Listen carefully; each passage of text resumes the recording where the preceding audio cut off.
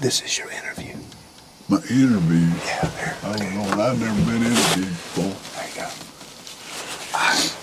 So, tell me what today is. What is today? Today is the Christmas Day. What year? 2022. 2022. I'm 67 years old. Yeah. And my birthday was yesterday. Yeah. December 23rd. And I just got out of the hospital Yeah. Monday. And today is Sunday. The following Sunday. Yeah. And I'm out here in my condo that Tony and KK, Caden, helped me build. And we moved this from 82 Hunting Club, Chihuahua Hunting Club, out here to the Middle Fork Hunting Club. Probably, how long ago? It's been about 10 years. 10 years it's been here? Yeah. About 10 No, years. it ain't been that long yet. Yeah. Been a long time. Tony said 10 years, but we're on a 3-acre field. And we got 2 acres, maybe 2.5 acres. Grassed up, beautiful. Yeah. It's planted pretty good. I mean, it's pretty. And we're sitting here waiting on a deer. And I've done saw a deer. You can push it on further if you need to. Nah, it's good. Saw a deer When we coming drove in, there was a deer standing in the road. He must have heard me and Kate, me and Logan pull in and come to see who was out here. That just tells you that these deer ain't feeling pressure at all. No, they're safe here. Yeah. And that deer come out here to see what y'all were doing. Yeah. That's the trip. The deer was watching you. Yep. He wasn't there when we pulled in. That's amazing, isn't it? Yeah, that's pretty cool. And it was a blessing to me to see that. It's been a cool day. So tell them what happened this morning on Christmas Eve. We had a busted pipe Yeah. on Christmas Eve. Well, my son came through. He's a godsend, I'm going to tell you. God sent him down here for a purpose. Part of it was to take care of his daddy. Yeah. And they come all the way from Texas to hunt for 10 days. And they got here the day before Christmas Eve. And we went to Sharon's and had a good time. Yeah. You tell them what's sitting at the house waiting on us when we get back. Huh? What's waiting on us when we get back. And my son was very blessed this morning. Yeah. He got a 9-point. Yep, 9 point. Nice buck. Nice buck. Yep, couple does. He's wall hanger. Couple does. And 2 does. 3 deer. Yeah. One sitting. Couldn't even get them clean because we was fixing pipes and trying to get ready for this hunt. So we got them gutted and they're hanging up. It's nice and cool out here today, so they're hanging up waiting on us to get back. I'm gonna be cleaning deer all night, especially if we get some more. But I'm all tagged out for today. And now we're sitting, my son, for the first time since he was a little boy. Yep. Is sitting in the stand with me. Yep. And my boy Logan is sitting in the stand with his mama. Yeah. Over on Hilltop. Well, I tell you what, last year had a nice 8-point jump, a little buck and 2 big does in this field, and I had Logan with me. He got to watch it. It was quite a show.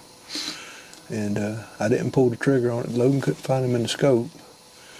And I had him, man. I had him in the crosshairs, but I didn't want to blow out Logan's eardrum. He had his head right next to my 300 Win Mag. So I let him run off and texted Ivy, and she got to take that buck. So it was her first nice buck. But this year, if a big buck runs out here, are you gonna let him go by and get over to Ivy, or are you gonna shoot him? Not if I can help it. You know me, my finger, Yeah. I can't control my finger. Yeah, I think I inherited that finger. This morning was kind of a sign for that. So, Dad, The Lord sent me here for a purpose, and I think I done fulfilled part of it. well, look here. If somebody were looking at this and you wanted to tell them something, maybe about life or, about hunting or family, what would you want to tell them? Family's everything. Family's everything. Take them in the woods, get them involved in something, one of the sports, rabbit hunting, deer hunting, duck hunting, it don't matter. Get them into one of those sports. We call it sports, but it's really a lifestyle. It will change your life. It will keep the kids off the street. It'll give them something to look forward to. There ain't no drugs out here in the woods unless you bring them. Life is short and it's fleeting, and then you die. And God will take you up with Him if you're decent, if you try, if you ask for forgiveness. Yeah. Jesus Christ died on the cross for us. Mm-hmm. His sins are our sins are His sins. He took all our sins away. All we have to do is accept Him as our Savior. And you have everlasting life. And I'm going to tell you something. When I died back in January, and I went up, and I was floating around in space, and I could see the Earth, but it looked like it was 1,000 miles, oh, more than that, 1,000,000 miles away. Just a little planet. I could see that blue planet, and I knew it was Earth.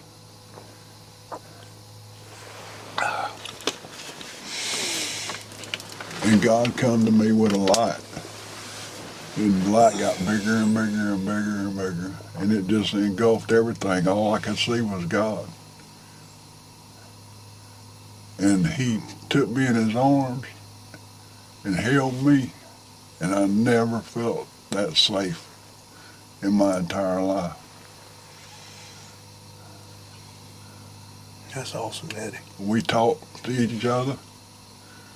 And I told him I needed to be with my wife and help her get through her days as much as possible, as much as he wanted me to. And he said that would be the thing to do. So he sent me back. Well, I'm glad he did, because And I can't tell you how proud I am to be here. And I didn't know if I was going to be able to hunt again or not. But I'm still trying. And thanks to Tony, I'm out here in the stand today. It's a pretty day. And it's beautiful out You here. couldn't ask for a beautiful, Absolutely pretty day. beautiful. The food plots are awesome. Yeah. They're solid grass. Yeah. I'll take a look at it. Well, look at that. You want to put some gloves on. I'm good. You see how pretty that was? That's beautiful. Yeah. All right, We did a good job. Yeah, we did. That's Mom. There you go. We did a good job, buddy. Yeah. Tony did all the tractor work. Yeah. We're going to do it different from now on. Yeah. We're going to go no-till. Going no-till. Going no-till. We're going modern stuff, buddy. No-till. We're going to do it God's way. We're gonna really take care of this. That piece of no-till, property. you know, it's actually probably What's that? it's actually about 10,000 years old. Yeah, no-till. Yeah. They did that stuff back then. Yeah, it's just They couldn't break the ground that good, well, you don't need to. so they just plant the seed. Yeah, God put everything here that we need. He put the earthworms in the ground to till it. He put the Well, I don't know how many bees to earthworms pollinate. out here. Well, that's the thing is there's not, because we've been tilling this piece of property. I mean, Danny tilled it long before we ever took over this club, before we lost 82. I'm sure there's some, but it's not like what it's supposed to be. Well, I tell you what, my goal is in 3 years, we're going to see the benefits of the no-till. We're going to rebuild the soil here. We're going to have a healthy population of earthworms and bees. We're going to put worms out. No, we're going to let God do that. All we're going to do is work it His way. And in 10 Other years, rotten stuff will bring the worms, won't it? yeah, and we'll have enough. Next time we go hunt, we're going to go fishing, we're going to come out here and dig up our earthworms. We ain't going to have to go buy them. We'll have, Man, I tell you. you know, what That's was a it? good- Something like that's a good thing. 100,000 earthworms per acre is what we're aiming for. And then they till the soil. They do it a whole lot better the God's way than we could ever try. They make it beautiful. Yeah, and then the roots, you know, they're going to bust up the pan down there, and the roots are going to go down, and they're going to soak up all that nutrients, and then our crop cycle, we'll use our cover crops, and the cover crops will allow us where, you know, we're not even having to use fertilizer anymore eventually. But the seeds, it'll be like that. Yeah. Like rows. Well, yeah, it will. But it'll also, you know, spread out once How it far are the germinates. rows apart? Like 6 inches. Yeah, Yeah. that's good. Yeah. But then the plants are going to go, they're going to be producing nitrogen and cycling. We won't even have to really lime anymore. But down, we're going to unlock all the minerals that are in the ground, and all those minerals are going to come into the nutrients into the crop, or our deer crop. Uh-huh. The deer are going to eat them. At the same time, they're going to be out here grazing. You know, that's our livestock, the deer and the turkeys. What about the little seed, the little bitty seed? Everything's going to grow. You put it all together? Yeah. So, well, there's a few different ways. I'm going to experiment with it, but the point is the plants are going to soak up the nutrients, and the deer and the turkey are going to eat them. And they're going to get minerals. Now, I shot that 8-point today. Or no, excuse me, 9-point. 9-point today. That's about, I'm guessing, you know, from his body, he had a nice gut on him, broad shoulders. He was stout, neck connected low. He was probably about 4 years old. But his antler potential isn't what it should have been. Now, I can tell you, he was eat up. He was fat. He was really fat. So, I mean, they're eating. He's getting a lot of carbohydrates. Yeah, he's eating good. And, you know, that says something. You know, right now we're in late rut here in Alabama. But, you know, they're not getting the nutrients that they need to grow their antlers to their full potential. At 4 or 5 years, he should have been a lot bigger. Well, we need to put some mineral blocks out. No, we don't.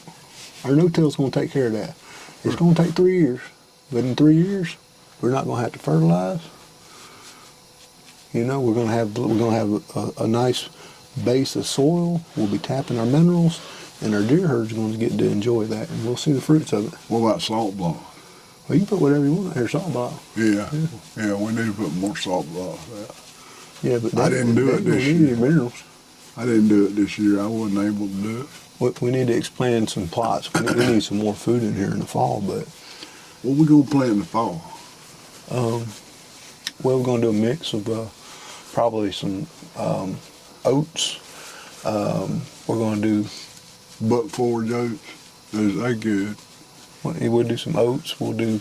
I don't want to do too much ryegrass. Whitetail.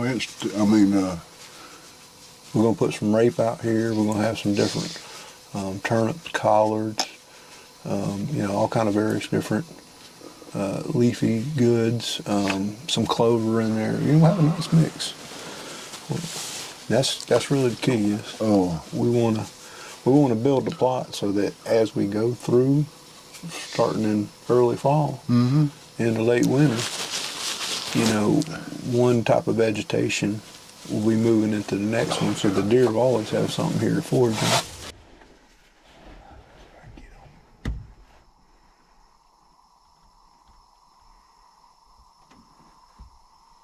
There's two of them out there. They're both nice deer. Both of them are nice deer. All right, I'm ready. You can shoot them whenever you are.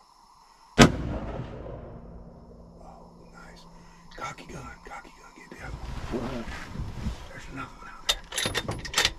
Still sitting out there. He's to the right of that other deer. To the right of that. To the right of the other deer. See him? I don't see him. He's to the right. Try on that wood line. He ain't moving. That's a baby, ain't it? No, that's a big deer. I missed that one. Did you? It's still out there. He's still out there. He's to the right. He stopped. He's on that wood line. That's like he hit.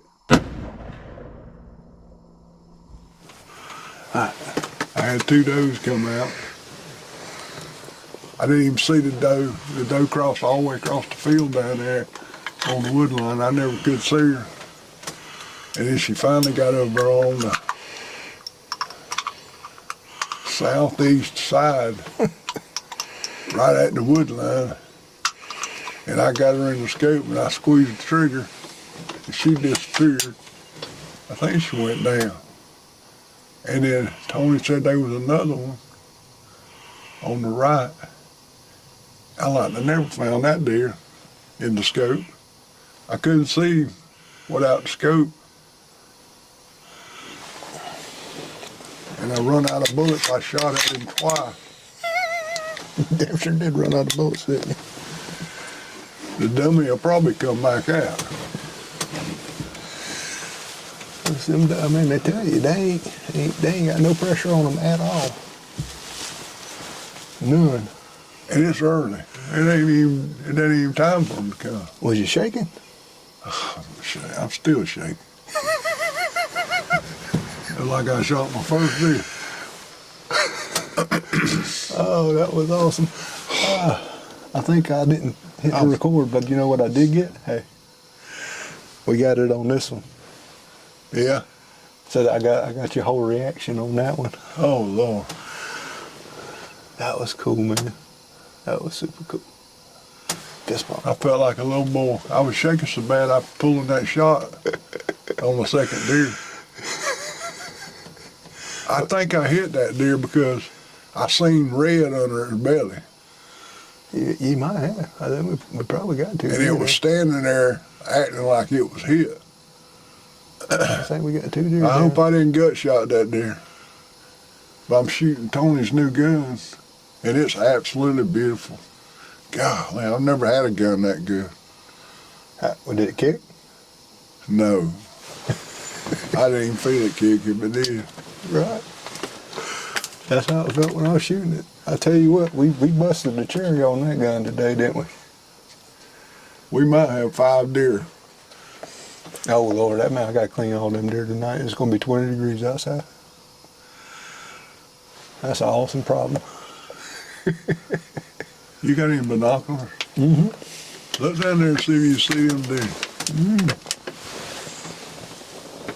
Wait a minute, I need to call some more deer in. Come on, deer. Come on, deer. Deer. I need a buck now. Lord, thank you for the opportunity. I don't know if I got deer or not, but I'm dang sure. I sure enjoyed it. Go for it. We're sitting here waiting on some more deer. I've shot at 2 of them, and I'm not sure if I hit them or not. One of them just disappeared, and the other one walked off into bushes real slow. But I thought I saw blood on that one. and my heart is still puttering. It sputters, sputters, sputters. And I said, that first deer is probably in that ditch, because there's a ditch over there. And it reminded me of me and Danny. Well, Danny shot a doe one night down there on the Bowden land in the cotton field next to this property, which is Middle Fork Hunting Club. It's our lease, our deer lease. It's 165 acres. It's real long but narrow, but it's all we need to hunt. I mean, it's perfect for our family, and that's why we got it. It's for the family. We don't invite a bunch of guests or anything. There's not been anybody on this property this year, and it's December, and deer season come in November, and nobody hunted this. And today's Christmas Day, and yesterday Tony killed 3. No, this morning. No, this morning, Christmas morning, that's right. Mm-hmm. Killed 3 deer. Well, legally, Ivy killed 1 and Tony killed 2. But they were sitting together in the same stand, so we needed deer meat, and he filled the order, but we needed more deer meat. We're not trying to be stingy, but we need the meat. Well, it's not no much the stingy too. We got a ton of does out here. We got a. Is it still working? Yeah. Anyway, that story with Danny shot the doe on the Bowden land, and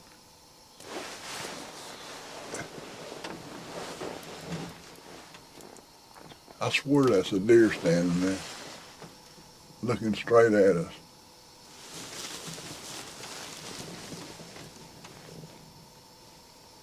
No, that's a green bush.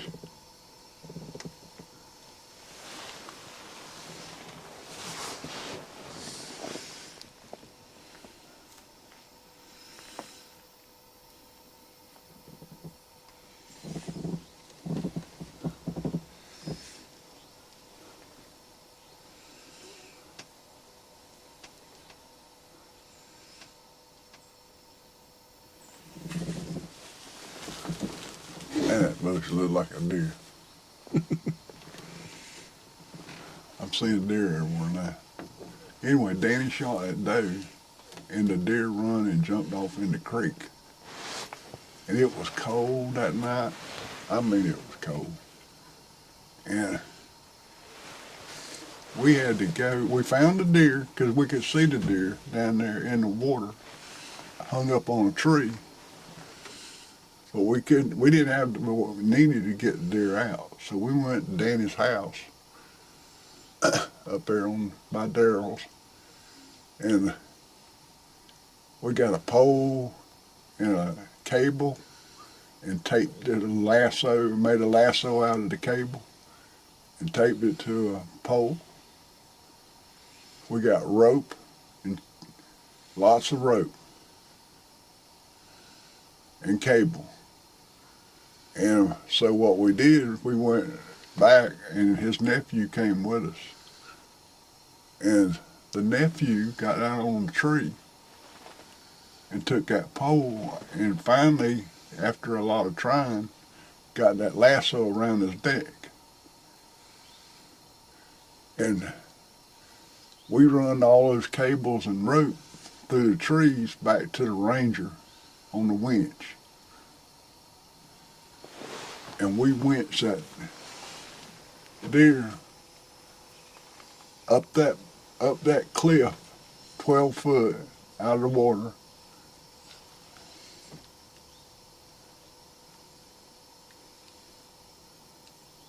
And through the trees to the ranger.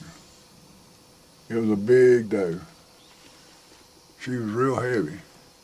And then we picked her up and put her in the back of the Ranger, and we come out of there. But now you talking about fun? That was fun. We laughed. needless to say, they didn't see no more deer down there for quite a while because we made so much noise laughing. It was funny. We had a good time. I've had a lot of good times out here on this hunting club. It was Danny's for 25 years. Yeah. 25 years Danny was out here. I was on my place on 82 for 25 years.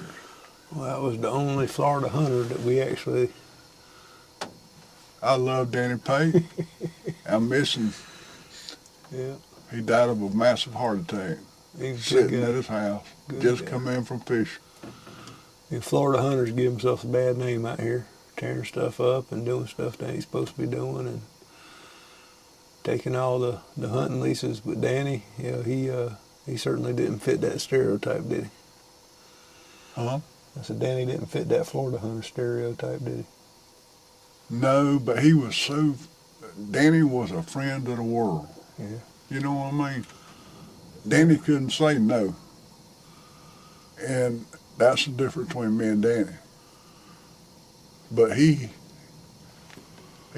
let some boys in here that shouldn't have been in here. They no respect. And they drive four-wheelers all the time, and you can't do that on a hunting club. You just can't do that. Mm-hmm. You spook the deer. And then they complain because there wasn't no deer out here. Yeah, they run them off the property onto other property. Well, there were deer tracks in all the food plots because they were moving at night. Yeah. That's right. They come back into the food plots in the evening. Now these deer are moving all day long. Yeah.